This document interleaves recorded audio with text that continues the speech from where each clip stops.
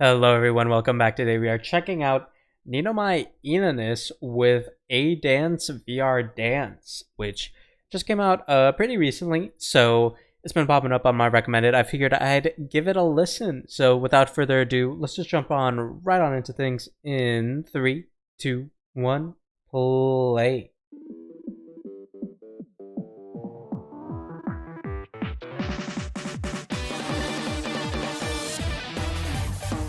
Okay.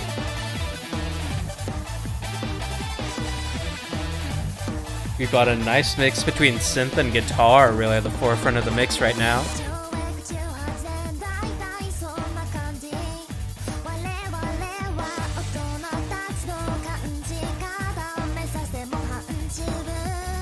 Alright, we've got a pretty high-pitched voice, really shooting for that treble tone, but we've got this bit of nasaliness as well as breathiness. That's a pretty odd dichotomy to have with that strong synth tone in the mix, really. You don't really hear that mix too often, at least not in Western music, per se. Let's go back.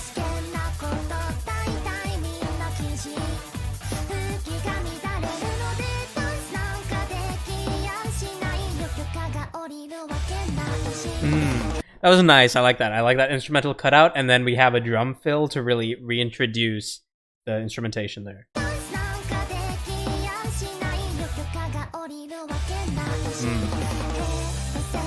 Okay, rhythmic slowdown here.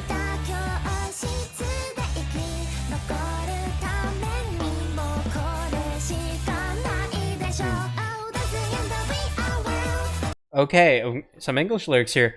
Interestingly enough, the vocal demeanor isn't changing too much throughout the song. It looks like all the switch ups we've had maybe really 2-3 rhythm switch ups here, and they've all been instrumentation based. Though we did obviously get the vocals switching up the rhythm a bit, but the instrumentation seems to really be controlling the song here.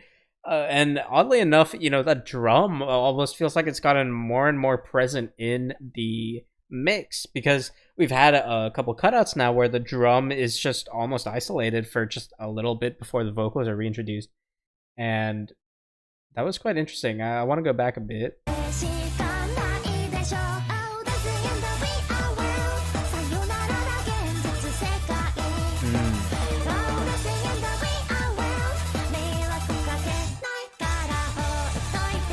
That was nice. I like that quick lift and pitch there, and the instrumentation matched her there. That was quite nice. Nice.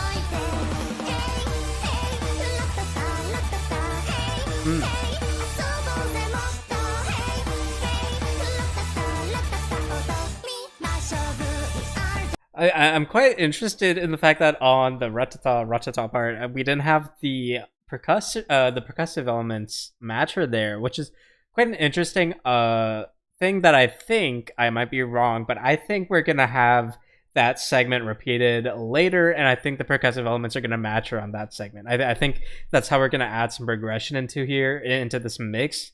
I could be mistaken though, but I just from that segment and the way the drums seem to kind of awkwardly like stay away from that segment makes me think we're gonna get percussive elements on that part to add progression later.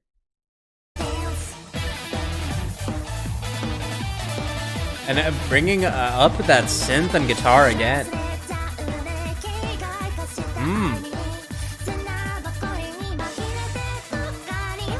That's quite interesting. You hear that in the mix, and I can't tell if that's a stutter or a tremolo effect. Like, I can't tell if that's a digital effect that's being stuttered, or if that's just like a tremolo picking, which is kind of insane.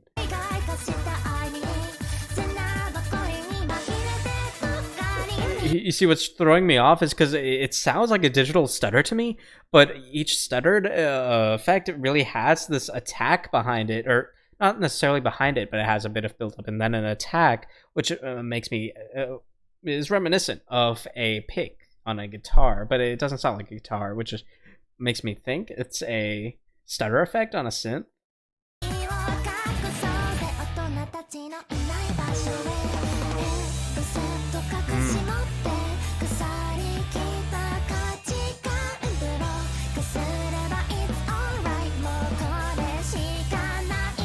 I like how you hear that bit of inflection change in her voice there as we're drawing out those percussive elements. We get that, I believe that was like the toms. We kind of got a bit of a tom breakdown on the drum set, pulled a little bit away from the guitar in the mix, and then it really highlights her vocal inflection there. That was quite nice.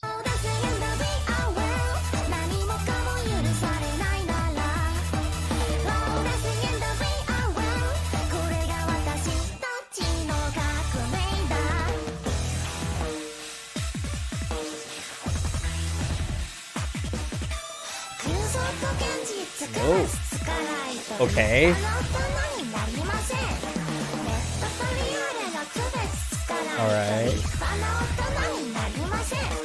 Alright, let's go back a bit. So we're adding some dissonance in here, got some vocal layering.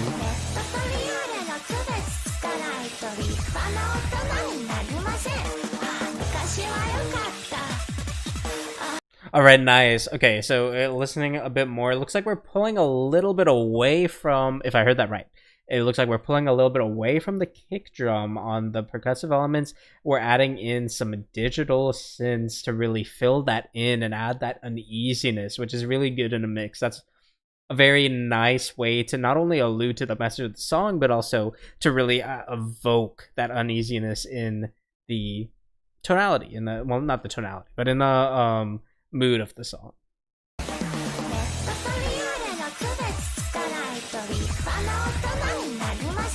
And I like, you can hear the cymbal crashes. We're getting these repetitive cymbal crashes from the acoustic drum, which allows that openness. So, you know, we're not getting too much attack, not too much bass from that acoustic drum. We're just getting those treble-centric cymbal crashes, which is allowing that bass synth to really fill up the mix, to really evoke this element of a foreign invading element, a foreign invading track that's gaining more and more presence. And I think that fits perfectly with the message here.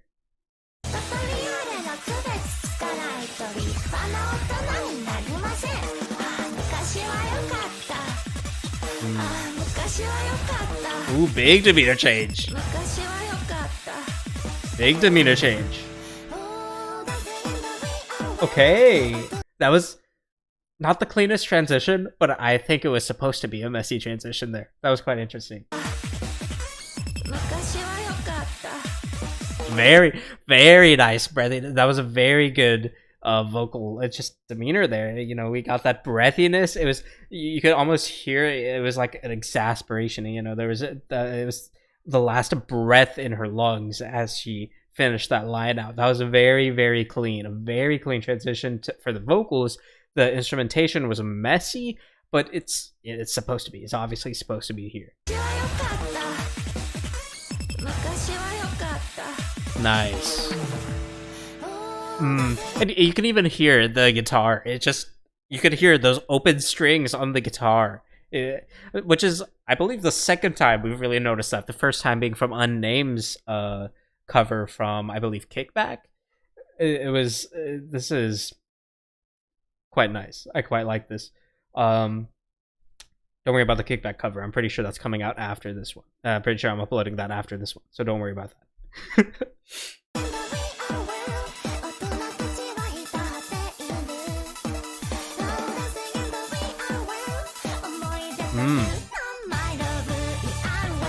It feels like we almost got higher in pitch here. It feels like we're getting even more treble focus than we already were to begin with.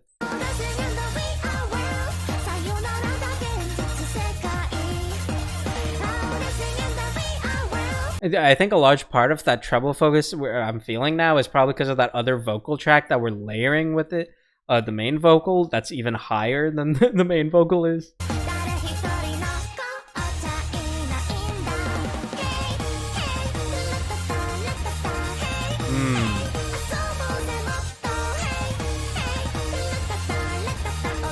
Alright, so we didn't get the drums matching on the Turatata part, but right before that, it does. So we get the drum roll, and then the vocals match that, and the synth matches the vocals.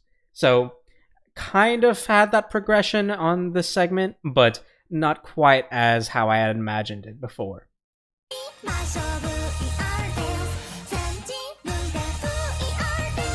Oh, it went up high, way up high. Okay, and that's just an instrumental closing, it looks like. Okay.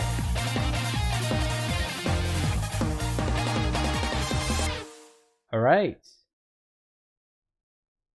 That was pretty good. I quite like that. You know, I think I think there were definitely songs that could have showcased Ina's vocal talents better. You know, there was obviously quite a bit of effect on her voice, and you know, we didn't get too much pitch alteration from Ina, really. You know, obviously, you know, we got the song, but there wasn't really any crazy runs, crazy projection moments. You know, the most we really got was a couple of demeanor changes and some, you know, there was a pretty good demonstration of her high pitch, but there wasn't too much vocal focus, really. You know, I mean, obviously it was a vocal centric song, but I'd say the instrumentation is what really hits you harder than the vocals for this cover.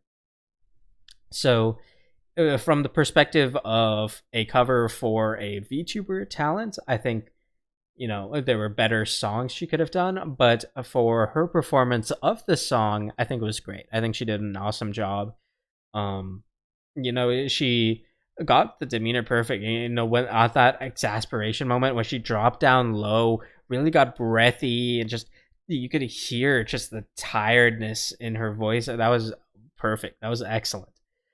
And for the instrumentation, you know, I really quite like this mix. It wasn't too complex, in terms of at least like the amount of tracks to my ears. I could be completely wrong. Maybe it's a crazy amount of tracks and I just didn't really pick up on that. But to my ears, it didn't sound like the most complex mix. Though I will say, it doesn't have to be. You know, there can be really good mixes that are very simple, and I think a lot of really good mixes tend to be simple because, you know, it doesn't have to, adding more tracks doesn't necessarily make your mix better. And I think this song did a great job. You know, I really like the choice of drums here. I think the drum set really added a good sense of progression to the song. If they had gone for digital drums, I think the song would not be as catchy or addicting as it is. I think the choice of drums really sold the song. And then I really also liked the way the guitar was used throughout it. Overall, I quite liked it. So thank you very much for watching. And as always, feel free to recommend more in the comments below. Aside from that, I will see you all next time. I already kind of spoiled it, but we will be checking out a kickback from Unnamed, which I already recorded. I'll just be uploading that. But anyway, I'll see you guys there. Thank you very much.